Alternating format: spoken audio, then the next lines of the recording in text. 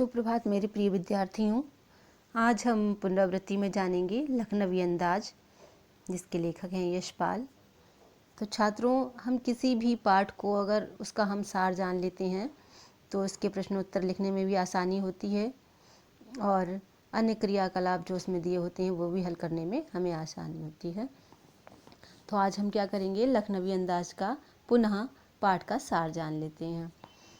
पाठ का सार इस प्रकार है। सेकंड क्लास का टिकट लेने का उद्देश्य।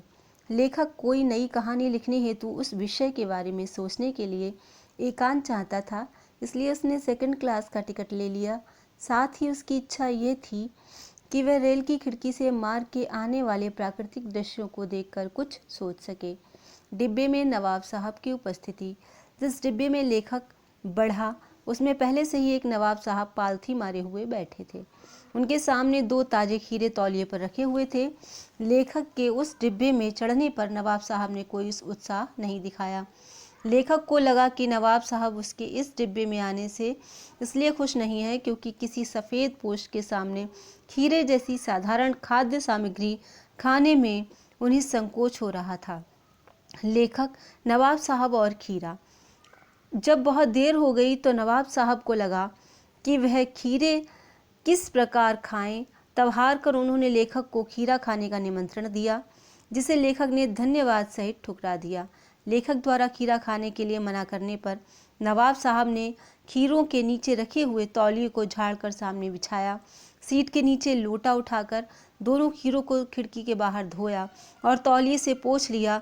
इसके बाद जेब से चाकू निकालकर दोनों खीरों के सिर काटे, उन्हें घिसकर उनका झाग निकाला और बहुत एहतियात से छीलकर खीरों की उन फाँकों को करीने से तौलिए पर सजाया।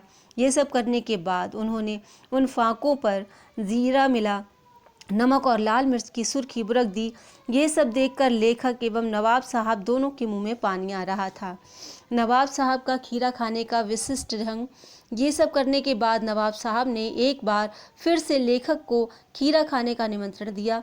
खीरा खाने की इच्छा होते हुए भी लेखक ने नवाब साहब का प्रस्ताव ये कहकर ठुकरा दिया कि उनका मैदा कमज़ोर है। तब नवाब साहब ने फाँकों को सूंघा, स्वाद का आनंद लिया और उन फाँकों को एक एक करके खिड़की के बाहर फेंक दिया। इसके बाद लेखक की ओर देखते हुए तौलिए से हाथ और होठ पोंछ लिए। लेखक को लगा जैसे वह उससे कह रहे हैं कि यह है खानदानी रईसों का तरीका। इसके बाद लेखक को नवाब साहब के मुंह से भरे पेट की ऊंची डकार का स्वर भी सुनाई दिया। नई कहानी का आधार। ये सब देखकर लेखक सोचने लगा कि जब खीरे की सुगंध और स्वाद की कल्पना मात्र से पेट भर जाने की डकार आ सकती है तो बिना विचार घटना और पात्रों के लेखक की इच्छा मात्र से नई कहानी क्यों नहीं बन सकती। तो छात्रों, ये तो था लखनवी अंदाज का सार। इसको आप पुनः सुने। आप स्वस्थ रहें, खुश रहें, खुशहाल रहें, निरोगी रहें। इसी मंगल कामना के साथ अगली कक्षा में फिर मिलेंगे। धन्यवाद।